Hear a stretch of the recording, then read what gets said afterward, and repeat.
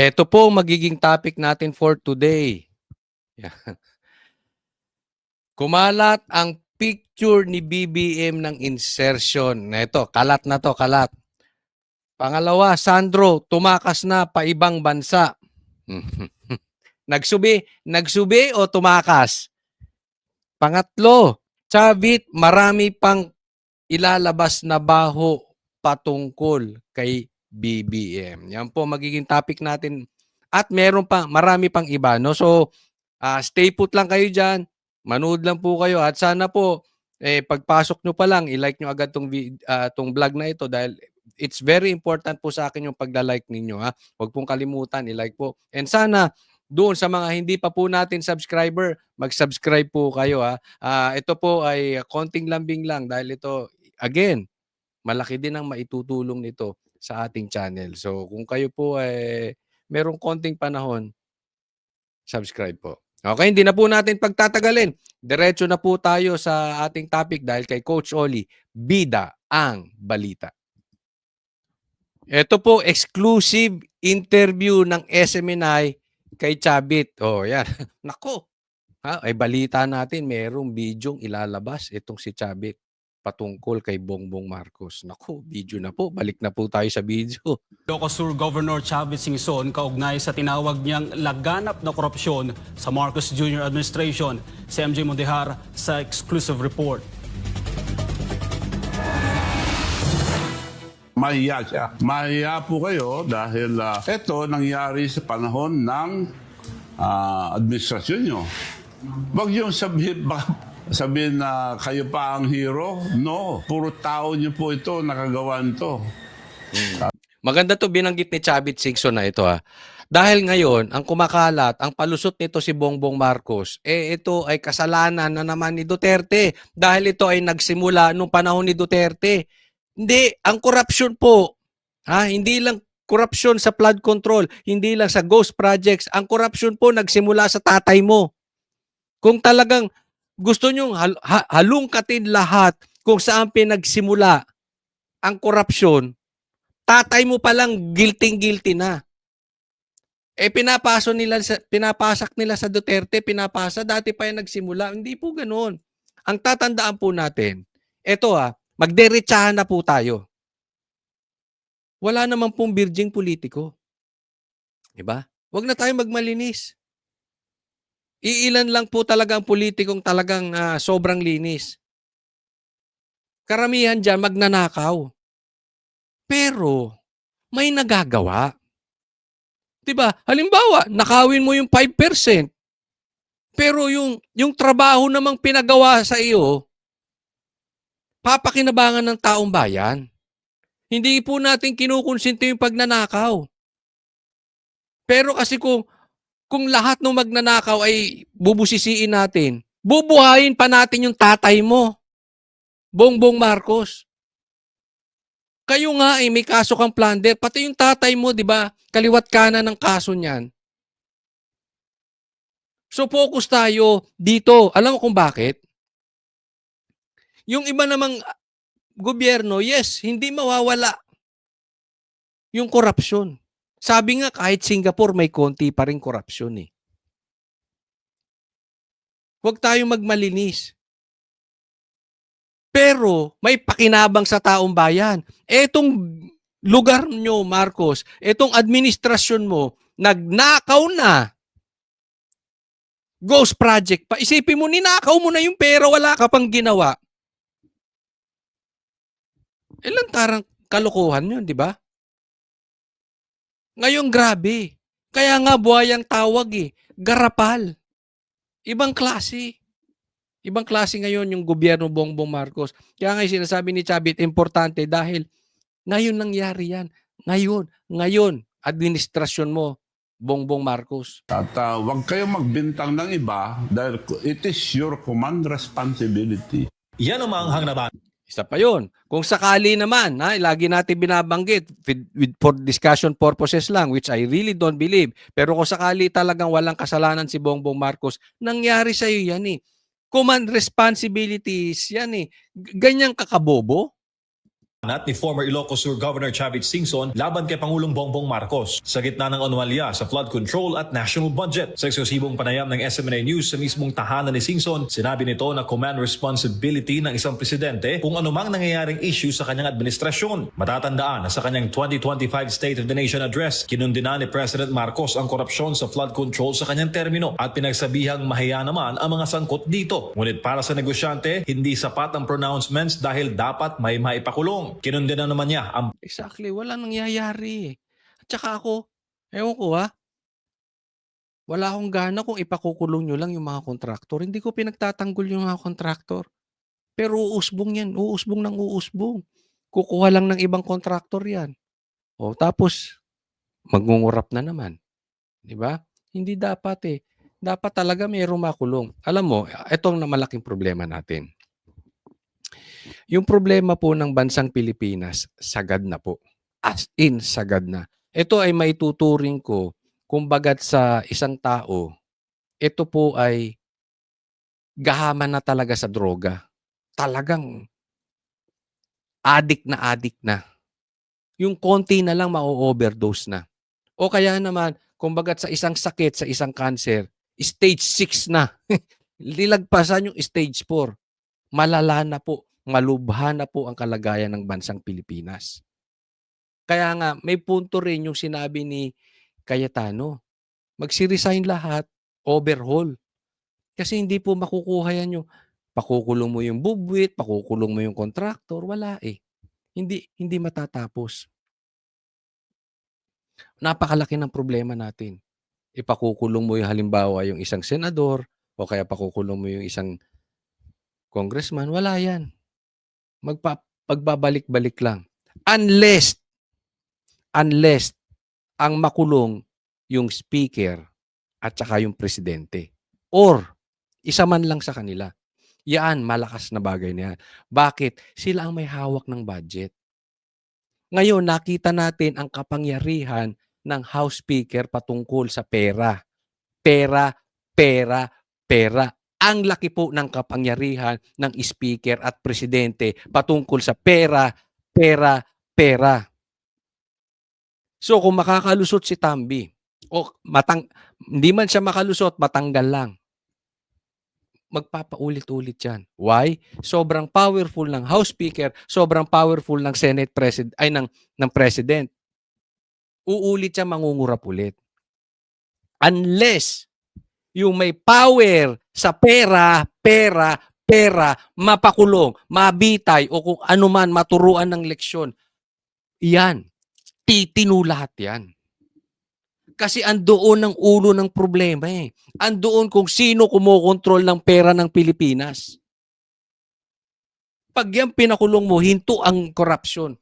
Yan lang ang nananatiling pag-asa ng bansang Pilipinas. Dahil sobrang lala na tayo. Kaya kung hindi mapakukulong o hindi mapaparusahan, either yung presidente or yung House Speaker, delikado po tayo. Delikado po. planong pagpapahinto ng flood control probe sa Senado. Ngayon, hinto na. Wala pa na demanda. So, niloloko lang po tayo. Paano naman kasi si Ping Lacson? Hininto na yung hinto na yung investigasyon. Di ba ang lakas mang gago? Magre-resign lang,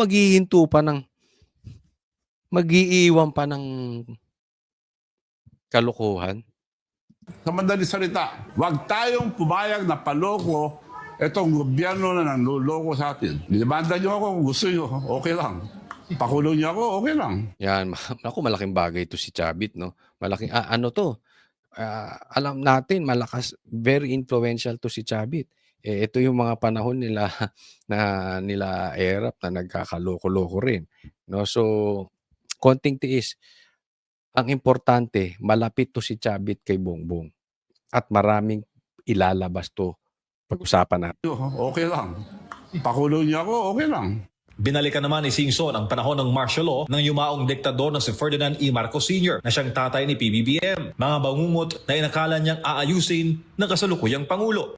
Nakalimutan na ba ang ating kababayan panahon ng martial law, ano nangyari. Basahin nyo na lang history. Tapos napatalsik yung Marcos Sr. Akala ko, nung tumulong ako dito sa Marcos Jr., ayusin ang pangalan nila. Hindi, mas grabe pa.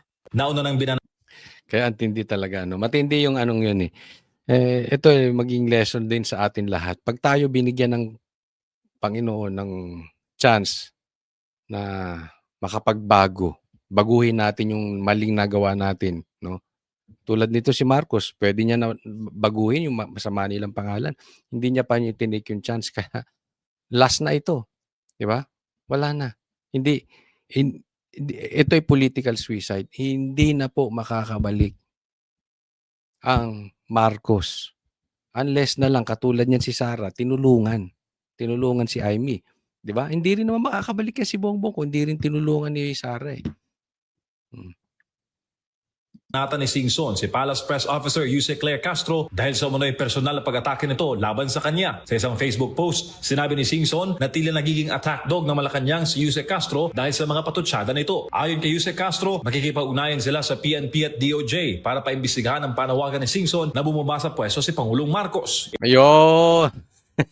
Kaya muna, may banat to si Chavit. Ito raw mukhang pera.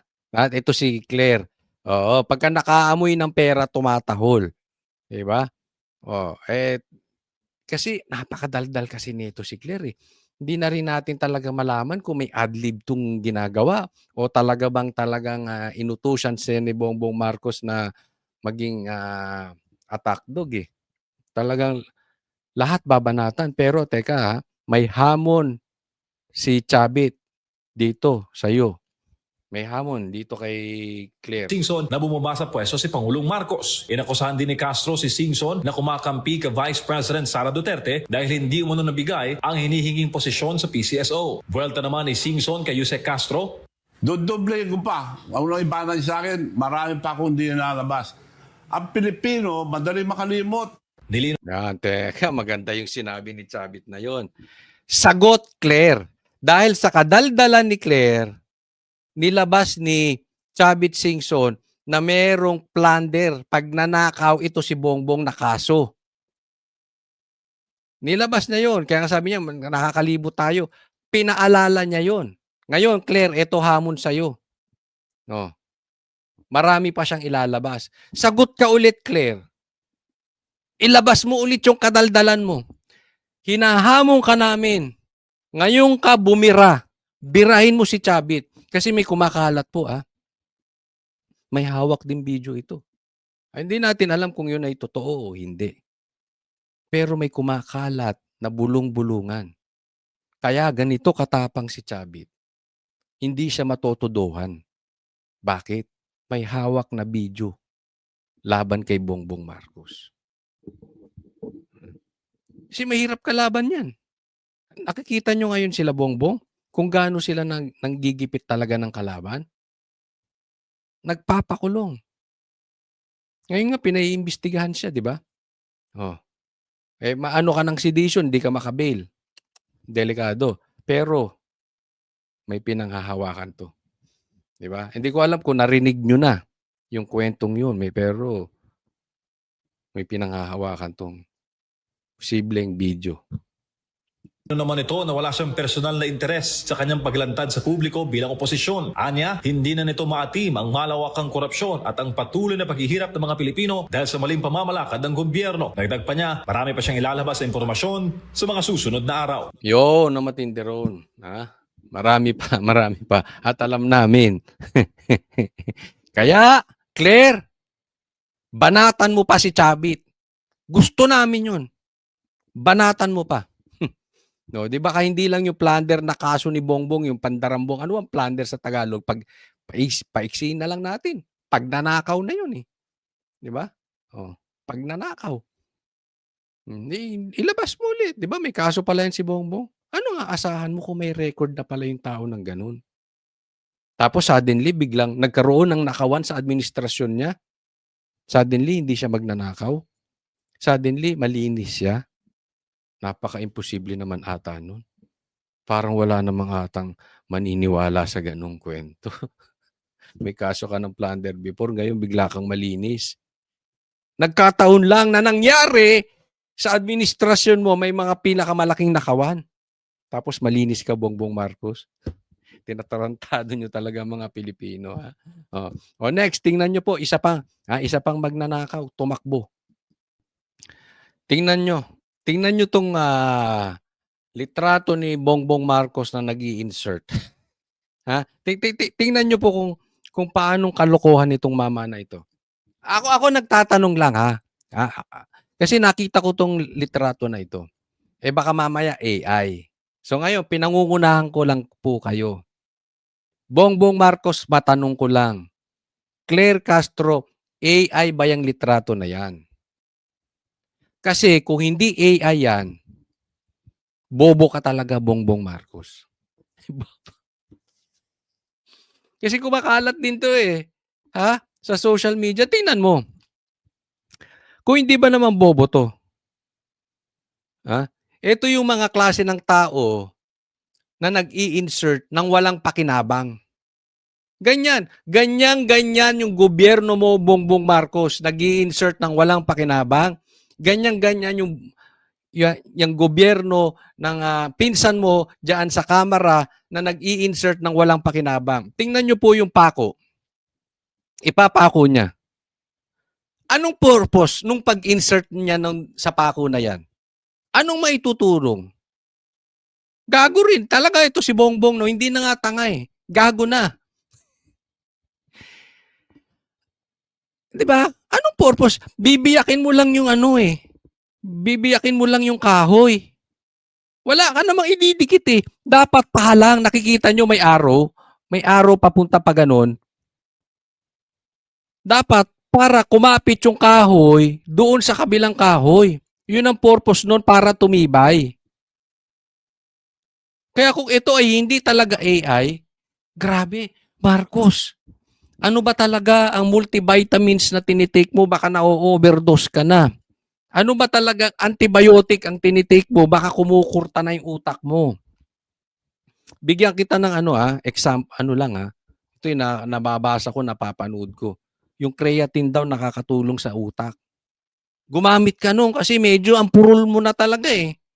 Ha? So pakisagot lang, Claire. Gusto natin maliwanagan. Kung talagang AI to o talagang sadyang sunog na ang utak nitong si Bongbong Marcos. Kasi kung hindi ito AI, in the first place, bakit ka magmamarti-martilyo, presidente ka? 'Di ba? Anong pinapakita mo diyan? Simpleng mamamayan ka? Hindi bagay, plastic ka, ipokrito. Pakita mo, mali. Ay, nako. O next, tingnan po natin tong isa pang magnanakaw.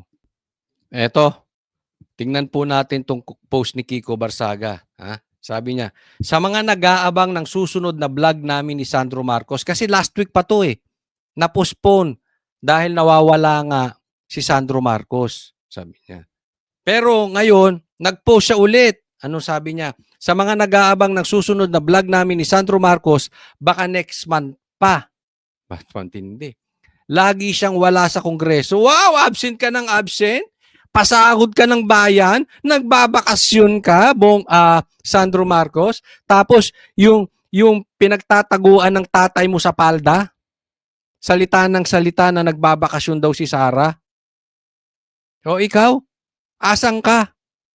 Tinago mo na yung perang ninakaw nyo? Tinago nyo na yung perang nakulimbat ninyo sa Ghost Project? Nagtatanong lang. Tinatanong ko lang po. Oh. Bakit lagi kang wala sa kongreso? Ha?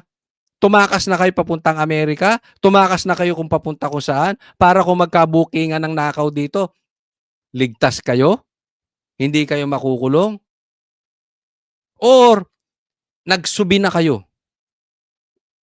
Nagsubi na kayo ng mga pera para kahit anong mangyaring gipitan, nakatabi na yung mga nakaw. Oh. Lagi siyang wala sa kongreso, baka nagtago abroad kasama si Tito Romualdez. Pamilya talaga kayo ng magnanakaw. Pambihira. Pati yung tito mong speaker, wala. Ano man nangyari? Alam mo, sa totoo lang, ha? Di ba, ang susunod daw na speaker si Kiko Barsaga? Alam mo, sa tingin ko, totoo. Siya talaga ang totoong speaker ng House. Kasi siya talaga ang naglalabas ng kalagayan, ng kaganapan, ng katauhan ng Kongreso. Tingnan mo, hindi natin malalaman. Wala na pala, di ba? Hinahanap nga itong si Tambi ni Amy Marcos. Pero hindi natin malalaman kasi hindi naman sasabihin ni Amy na wala yung pamangkin niya. Babanatan niya lang si Tambi. Alam naman natin yan si Amy, pero yung si Marcos, di niya babanatan yan. Ano lang, pitik-pitik. Hindi natin malalaman na pati pala si Sandro hindi na nag-a-attend. Lagi nang absent. Sinong lumalabas na speaker talaga ng House? Yung nagsasalita ng katotohanan, ng kalagayan ng Kongreso. Ang daming absent. Sino? Hindi si Kiko Barsaga. Si Dinga, wala namang sinasabi. Wala namang nire-report. Sabi nga, patatakasin pa si Tambi. Bibigyan nyo ba? Diba, sino ba mag-a-approve niyan pag nag-travel yan? Di ba, speaker? Bibigyan nyo ba ng clearance yan? I-approve nyo ba na pwede mag-travel yan si Tambi tsaka si Sandro? Kung hindi naman nag-travel, anong ginagawa? Ba't absent ng absent? Bakit wala dyan? Pero malamang yan, tatravel yan. Yan nga sinisita Malalaman natin to kung maayos ding tao to si D. Dahil alam mo nang napakaraming problema ni Tambi, bakit nyo pa bibigyan ng travel clearance? Di ba? Hindi nyo dapat bigyan na yan. Dapat nga yan, inaawat nyo na. Dapat yan,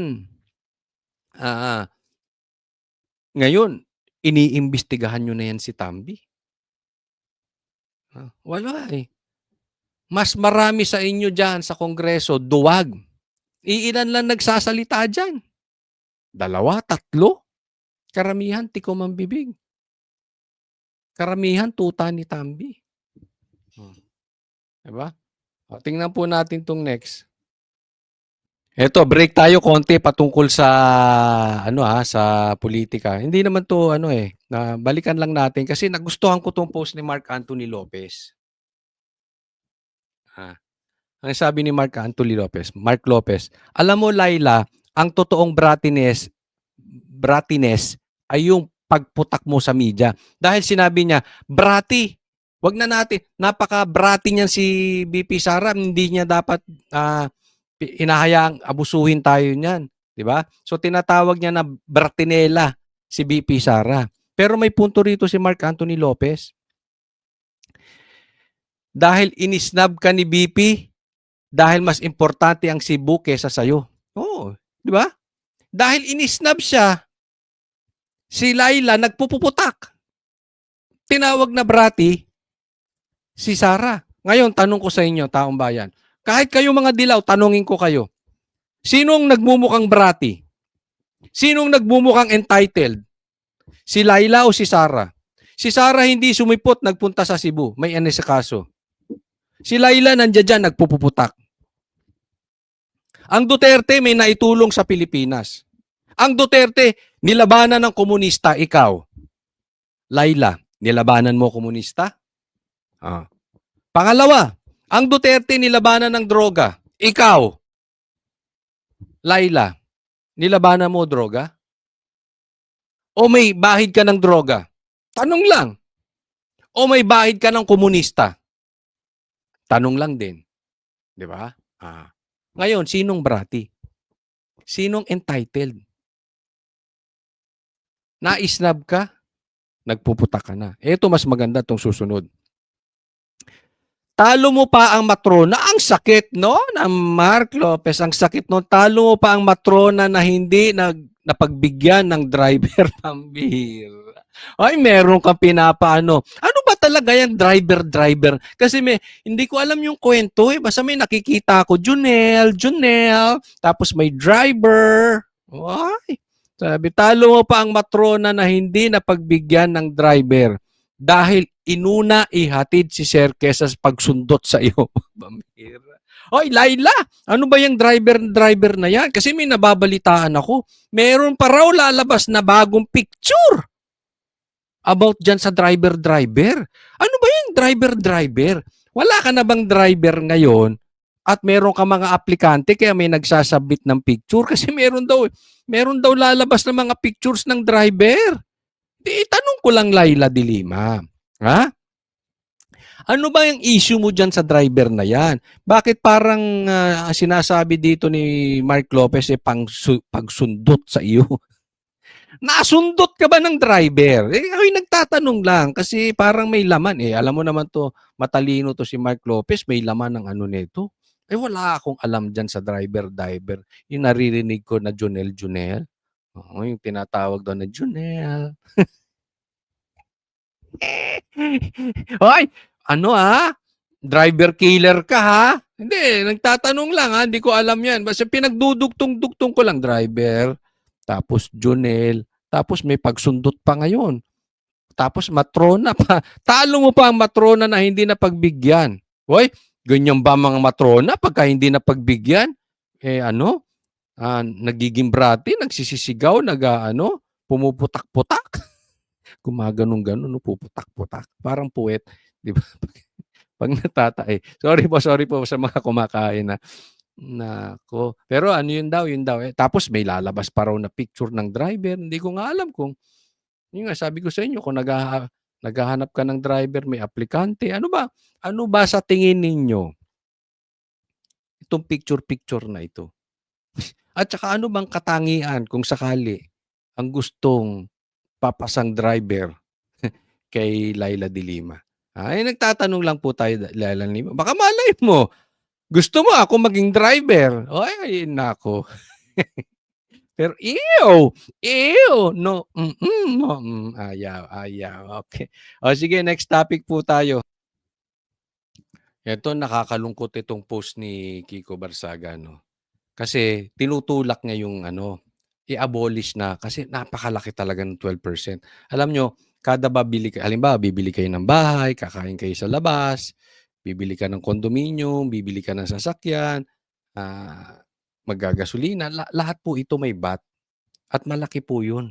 12% yan. Kaya nga gustong i-abolish ni Kiko Barsaga. Gusto niya isabatas yan. Natanggalin na yung VAT. Yung VAT na yan talaga, pahirap lang sa taong bayan yan. Papahirapan mo yung taong bayan, tapos malalaman mo ninanakaw lang. Masakit di ba? Lahat po tayo nagbabayad ng VAT.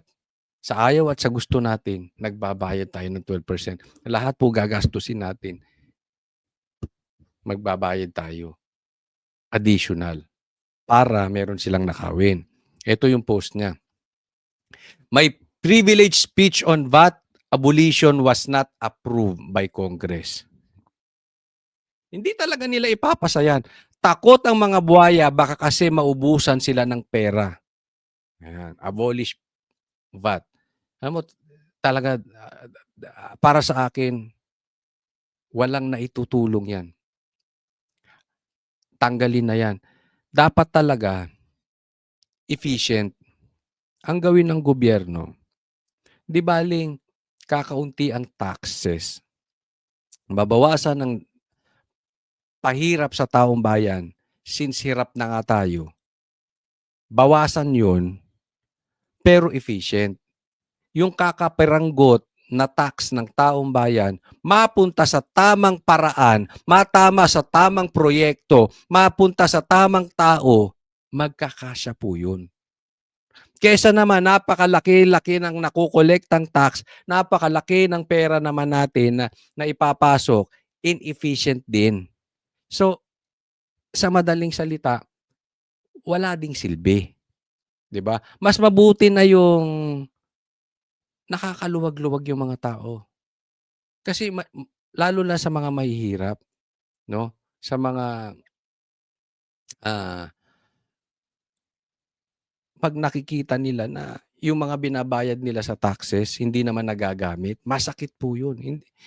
Sa lahat naman, kahit sa mga mayaman masakit, lalo na yung mga mayaman na mataas ang binabayad. Pero kahit papaano, they can survive. Meron pa silang pagkukuhanan ng pera, pero yung mga mahihirap, 'di ba? So, mas maganda siguro, 'no, mabawasan ng tax. Kaya lang, hindi talaga nila hahayaan na mapasa yang, abolish yang VAT na 'yan. Una, dalawa po. Una, kasi nga mababawasan yung kukurakutin nila. So, definitely hindi. Ngayon, kung sakali man na isipin nila mabawas yang VAT na 'yan, hindi nila papayagan ang maghahain niyan at maa-apruban 'yan sa pamumuno ni Kiko Barsaga. Kasi he will get the credit. So, ayaw 'yan ng mga mambabatas. Kasi galit nga sila kay Kiko dahil sinasabi ni Kiko yung katotohanan. Sinasabi nga ni Kiko yung baho talaga ng Kongreso. So, 'pag tinanggal yang VAT at pumayag sila diyan, lalong mamahalin ng taong bayan si Kiko na ayaw nila. Nakukuha po natin. So, etong VAT na ito, malabo 'yan. Malabo 'yan. Pero gusto ko po ito. Pag-upo ni VP Sara, that is the time na itulak ito dapat ni Kiko Barsaga. Paalalahanan po, tulungan po niyo ako. Wala naman akong direct connect kay Kiko, 'no. Baka kay VP Sara, meron tayong mapaabot na tao na pakiusapan. Pero saka pa 'yun 'pag napaupo. 'Pag napaupo, gawan natin ng paraan na talaga maalis yang VAT na 'yan. I know, 'pag si VP Sara napaupo, yung paggamit ng pera ng taong bayan magiging efficient. Mas kaunti ang babayarang tax ng taong bayan, mas kaunti ang pahirap, and yet mas magiging effective. Mas maraming magagawang proyekto dahil tama yung nakaupo, marunong.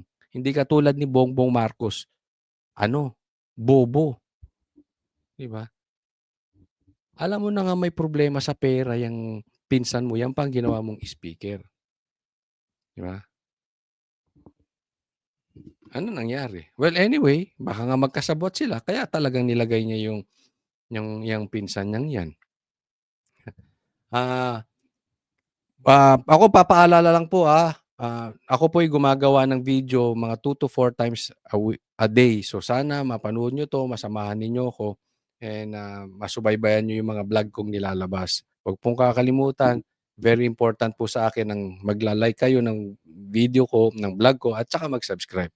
Muli po ako'y nagpapasalamat ng marami doon sa mga patuloy na sumusuporta at sumusubaybay sa channel ko na Coach Oli. Maraming salamat po. God bless everyone.